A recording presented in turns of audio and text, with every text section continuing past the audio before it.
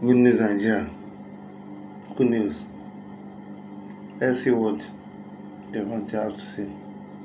Is Chad, which ordered the immediate closure of its border with Nigeria, citing security concerns following this U.S. threat to invade Nigeria. Now, the Chadian president, Mohamed Idris Deby, is believed to make the move after alleged intelligence suggested that terrorist elements from northern Nigeria were preparing to flee into Chadian territory. Now, military sources in N'Djamena were said to have confirmed that the Chadian army has been placed on full alert with troops and armored vehicles deployed across key border corridors linking the two countries.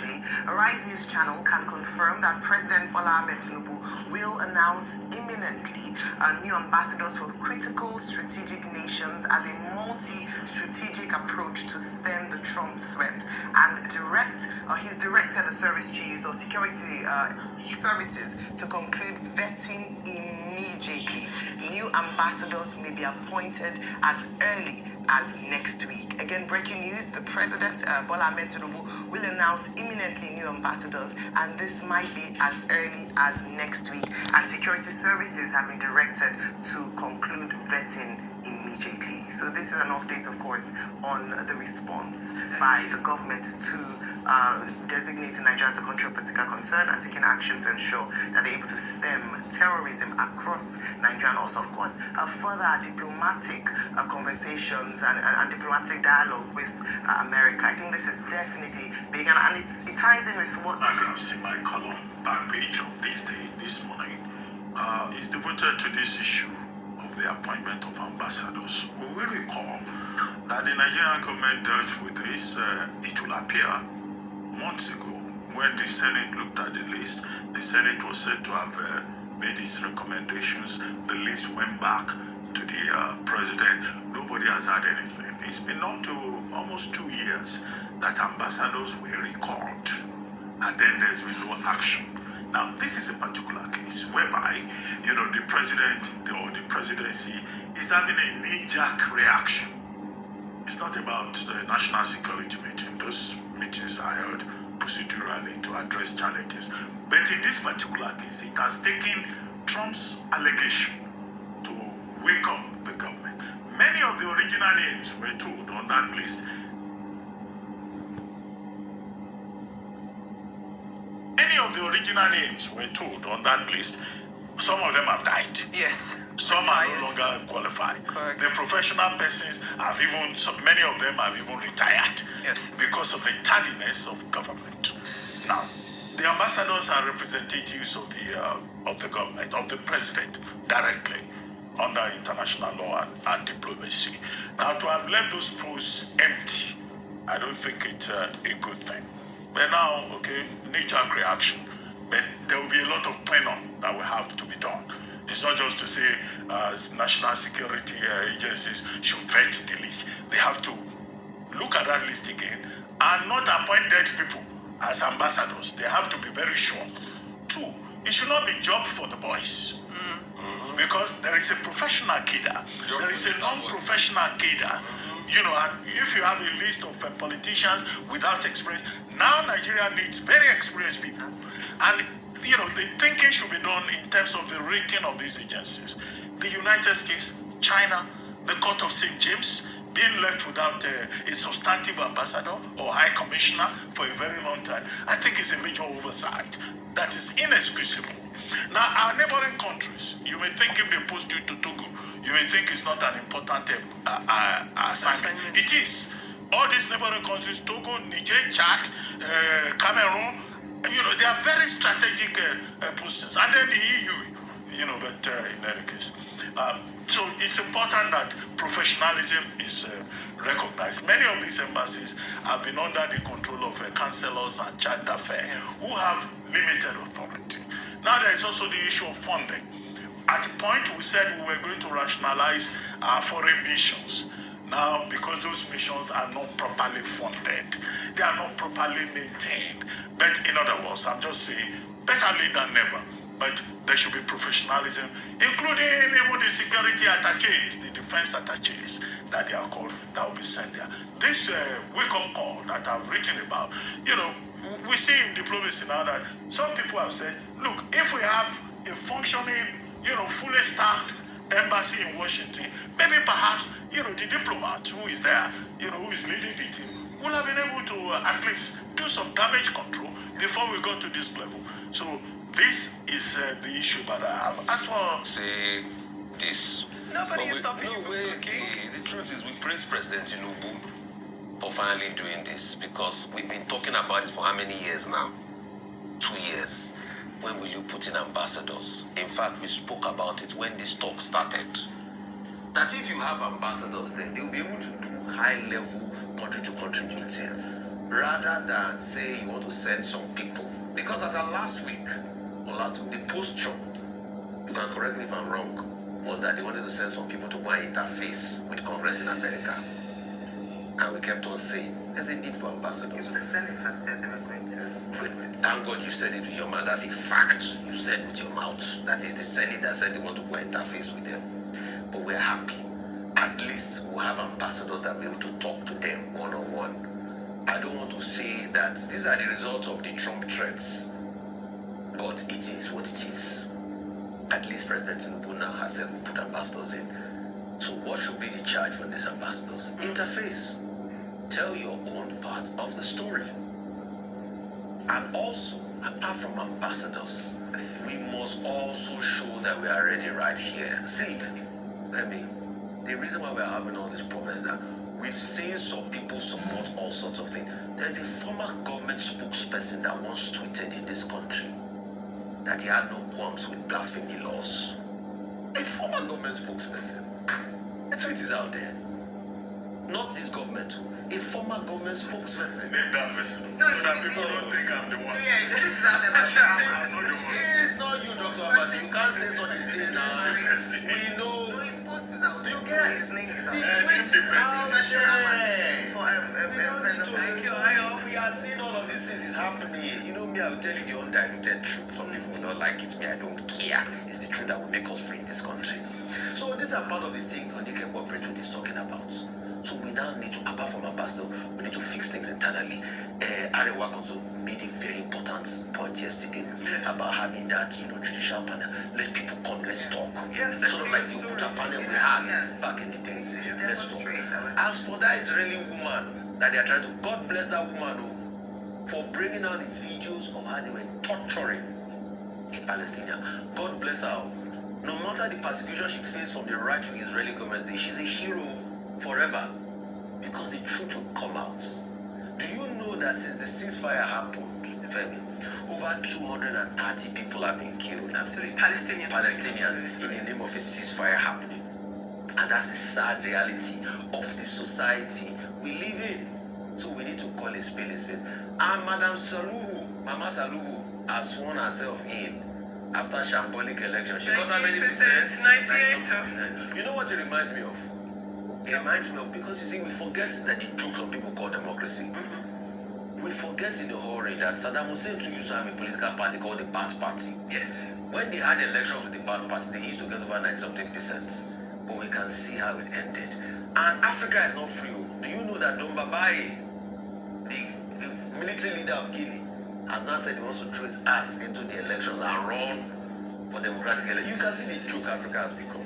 Democracy is suffering, our leaders should speak up. When will Africa speak up? I said on this table that other leaders on the African continent are enablers. Because if you see an obvious sham election and you congratulate and celebrate elections like that of the president, you're part of the problem. If we can Honorable colleagues, go ahead. My name is Olamide Ayodeji Alawakala. I represent Nigeria starting from Ogbomoso North, Ogbomoso South, and the River constituency. Mr. Speaker, I'm from the Principal State, Oyo State. Mr. Speaker, I seek the leave of the House under Order 8, Rule 5, to suspend relevant rules for me to take this matter of public importance. on a motion on the need to address misleading international narratives on religious killings in Nigeria and strengthen domestic and diplomatic engagement for national cohesion. I so move, Mr. Speaker.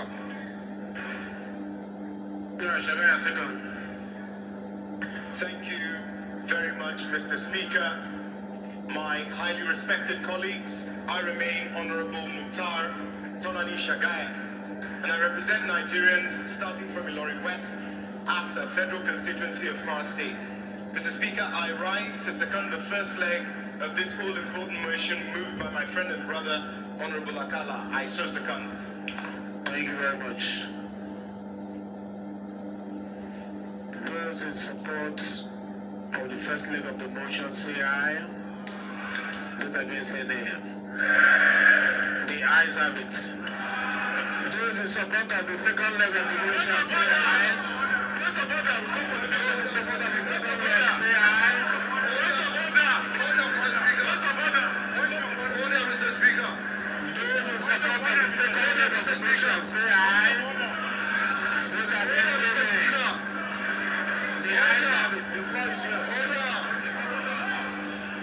The floor is yours. Order, Mr. Speaker. Order, Mr. Speaker.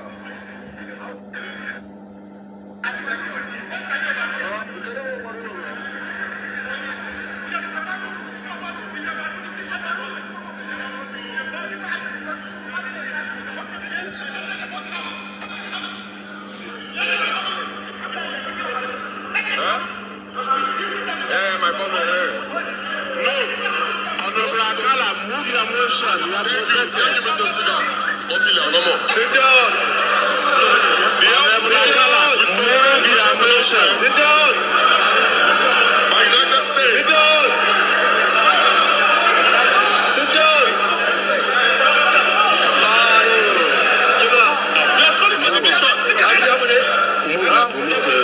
Mutane suna cikin yunwa ne? Ka koshi? Mutane suna cikin yunwa? Honorable members,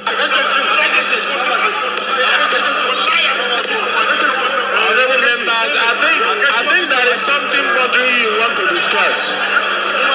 So I will ask that the chief whip move that will enter into executive section.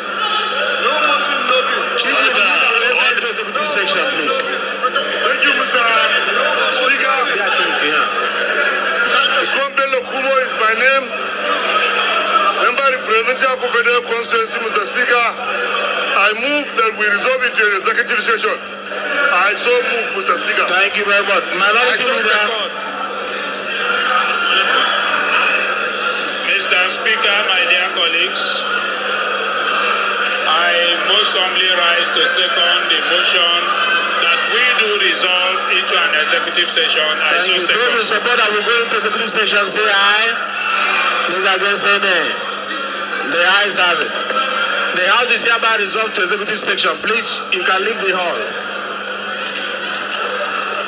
Yes. It's obvious.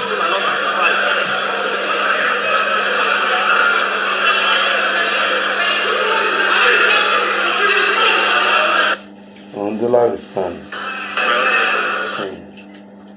The live stand. Why would I save you? this case, I did not say my mind. I'm coming. Don't be scared. I can see. I said I'm not scared of Trump. I will say my mind. I'm a Nigerian. Nigeria is a sovereign nation. I'm a parliamentarian. I'm a deputy senate president. I can speak on behalf of Nigeria. I'm not scared of Trump. But do not allow others to speak for you. Don't be scared of Trump. Get You can say your mind about Trump. Get something. We're a sovereign nation. Get something. Don't allow people to ascribe what you did not say to you. He did wrong, but he didn't say it. That's correct. You didn't say it. Yes. But what what I'm you saying is that you shouldn't be scared of saying anything. no, if you want me to say it now, I will try to say. We're not scared of Trump. I will say, but then listen. We're a sovereign nation. We're not Listen, scared of I can Trump. only say what is discussed. And he's saying lies about our country. What he's saying I about our can- country is not correct. And we have the right what- to discuss. You also think of what you do with the social media that has a lot of breaking news. Breaking news should not break the society. But a situation where somebody will sit in the comfort of his room and produce a a report and produce fake pictures of 2023 when the Senate President with senators visited Port Harcourt on a very different thing and say, oh, Senate President answers President Trump. Who am I to answer President Trump? Have you ever heard of such a thing? And the Senate President said that Nigerians are not complaining, that we like the way we are living. I can deal with it, but then that Nigerians are not complaining. I have petitioned the police. I've also petitioned the DSS. The comment is in order.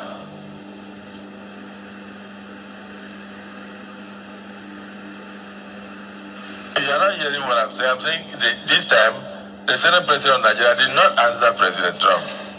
And then that the quotation is meant to cause diplomatic row. It is the presidency that will answer President Trump. And all Nigerians are doing their best in that direction. But who is that person that will go and ascribe a comment to the Senate President when it was never made? So I believe the cyber crimes unit of the police, the DSS and others should find that character out because it is meant to cause friction. It is meant to cause friction and put the Nigerian Senate in dispute. I can only speak your voice. We have not discussed the comment of President Trump in chambers yet. I know we will. And I believe we will. Those in support that we should in future discuss this comment, say aye. Those again say nay. We shall. It's only then that the Senate President can make a comment. Not somebody sitting in his bedroom to talk nonsense. Mr. President, Nigeria is a sovereign nation. China has firmly opposed the United States' use of religion and human rights to meddle in Nigeria's affairs after Washington threatened a possible military action over the alleged killing of Christians in the north. During a news conference in Beijing today, the Chinese Foreign Ministry spokeswoman Mao Ning said religion and human rights is not an excuse to interfere with other countries' internal affairs and threatened them with sanctions and force. She says, as Nigeria's comprehensive strategic partner, China firmly supports the Nigerian government in leading its people on the development path suited to its national conditions. On Saturday, U.S. President Donald Trump threatened Nigeria with possible military action for the alleged killing of Christians, with claims that Christianity is facing an existential threat in Nigeria. He also accused radical Islamists of being responsible for the mass slaughter. Yeah, this is a breaking news. The last is yet to be heard from PDP. Crisis happening right now. There is bundles of talks at PDP National Secretariat. As a matter of fact, one of our correspondents on ground there has not been able to put their equipment together. Hello, guys. Good afternoon. Yeah. This is becoming something not expected. Senator Samuel Anyanwu is saying, I'm not going away by any means. A lot of talks at the PDP headquarters, and the talks are loyal to his commands. How do we move from here? You see, our correspondent told me, Percy, that look, currently she's trying to move into safety with her equipment. That's to tell you how bad it is that Senator Anyanwu has resorted to self-help. You know, this is the level that how low they can go down to. Yes, you were suspended by the rules of the party. You can't have suspended another person, but you were not satisfied with that. All you need to do is to go there to destroy the party. Why is he taking talk to the party? What is his motive? You know, you've been to court, you've written to police that your signature were forged, and all of that. All attempt to ensure that the convention will not go ahead. But thank God for those who have stood up in PDP at this time. They said, "Call what may, PDP do not belong to anybody. PDP is a national, organization that belongs to all Nigerians who so wish to be member of the party. And they are saying, one man cannot hold us to ransom. The time of your leadership has ended. Your tenure, whether you like it or not, is ending. So when tenure ends, what party do they do? Party convention to elect new officials. Why are you particular about the party convention not holding? Peter, I'm coming to you. PDP has given a lot of all these people so much. This is a really, really bad news that's happening right now. Even our correspondent just reported to us that she's running to safety with their cameras and all that, running to safety. They were not able to take even a proper coverage of the case. And talks, I know, are claimed to be loyal to Senator Samuel Anyanwu, have taken over the place. They got the ex parte motion at the court. PDP said they are going to appeal that. And that's the normal procedure of things. I mean, what else do you want? Why going physical? Why attacking the National Secretariat? You have gone to court. You have done the best to stop them. They say, okay, we will appeal that case and have a stay of execution, and we'll continue with our convention. Why, if you believe that their convention is illegal, why not stay by the side and trust the court process? They don't believe in our institutions. They don't. But if they do, you would have waited out the process he fight in court. You would have waited out for the petition he wrote to DSS and Nigerian police about his signature being forged.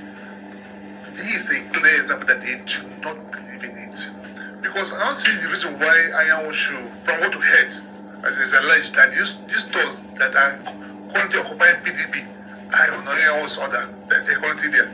Why will he resort to self-help when he has filed a proper complaint to appropriate authority? Why would he do that? It shows the level of desperation.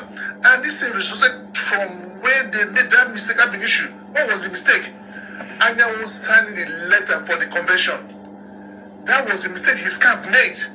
And they've been working over time to see how to remedy it.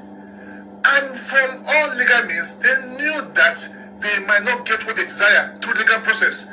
Now they are resolved to save help. Now they've gone to occupy PDP. You have been suspended. If you feel it's wrong for them to suspend you, what do? Seek a legal alternative to it. Go to court and challenge it. No, to send them to self-help. Alright, this is a call to Nigerian police in case they have not responded immediately. There is a crisis currently going on at PDP National Secretariat. People are running helter-skelter trying to get their safety anywhere they can. So we hope you respond as quickly as possible. We will not continue to allow talks and self-help determine how we go. I mean, the other day, the government even said those who are protesting peacefully should leave the streets and go to the court and get the right, get their voices heard and get the right judgment if they believe in the process they are chasing. Now, somebody who had actually gotten a court order, you think your court order will not be appealed? Appealing court order is part of the legal process. You see, the funny aspect is that you've gotten an order. If you get a court order, what you do is to go and execute it, enforce it. You see that you enforce a court order with talks. There are proper channels to enforce court order.